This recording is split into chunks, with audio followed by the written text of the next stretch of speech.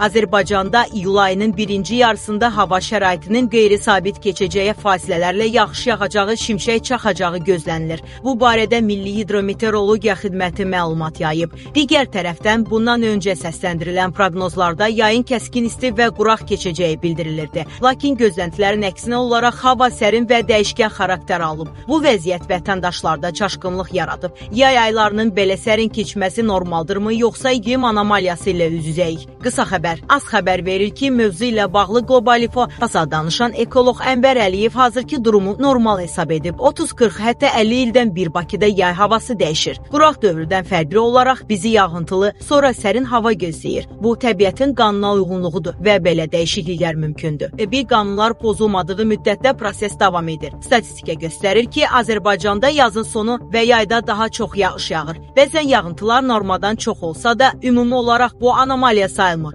Ölkəmizin yerləşdiyi region subtropik və mülayim qurşaqların kəsişməsindədir. Artıq ikinci ildir ki, yağıntılı dövr başlayıb. Çaylarımız bu səbəbdən fantastik dərəcədə daşır. Dağlarda qar xətti aşağı enil və böyük qar ehtiyatları yığılır. Ekoloqun sözlərinə görə mövcud hava şəraiti bir həftə, bəzən o -20 gün davam edə bilər. Biz təbiətə uyğunlaşmaq məcburiyyətindəyik. Dünyada inkişaf etmiş ölkələr texnika və elmdən istifadə edərək onun təsirini minimuma endirməyə çalışırlar. Artıq insanların təbiətə yalvarış dövrü bitib. Kənd təsərrüfatında texnika operativ işləyirsə, taxıl yığımı vaxtında həyata keçirilirsə problem olmayacaq. Ən önəmlisi heyvandarlıq üçün yem bazasının qənaətbəxş olmasıdır. Yağıntılı dövrdə ehtiyatlar çox olur və bu fermerlər üçün faydalıdır. Təbii ki, məsuliyyətsiz və qeyri-normal təsərrüfat aparanlar ziyan görə bilər. Özümüzü təbiətin təsirindən sığortalamalı, əhalinin dolanışığını təmin etməliyik. İqlimşünas Məhərrəm Mehdiyev bildirib ki, iqlim anomaliyası ilə bağlı ciddi problem yoxdur, amma gələcəkdə nə olacağını bilmirik. Alimlərin proqnozlarına görə buzlaşma dövrü artıq bitib, indi istiləşmə dövründəyik. Onların fikrincə 2050-ci ilə qədər heç bir tədbir görülməsə, temperatur 4 dərəcəyə qədər yüksələcək, yenidən buzlaşma mərhələsi başlayacaq. Proqnozlar isə yalnız ehtimallardır. Heç kim dəqiq söz deyə bilməz. Hidrometeorologiya Xidmətinin mütəxəssisləri adətən Türkiyə, Rusiya, Orta Asiya və Avropa ölkələrinə baxır. Külləyin istiqaməti, temperatur və buludların hərəkəti əsasında maksimum dəqiqliklə 3 günlük proqnoz verirlər. Bunlar 95% düz çıxsa da 10 günlük proqnozlarda ehtimallar azalır.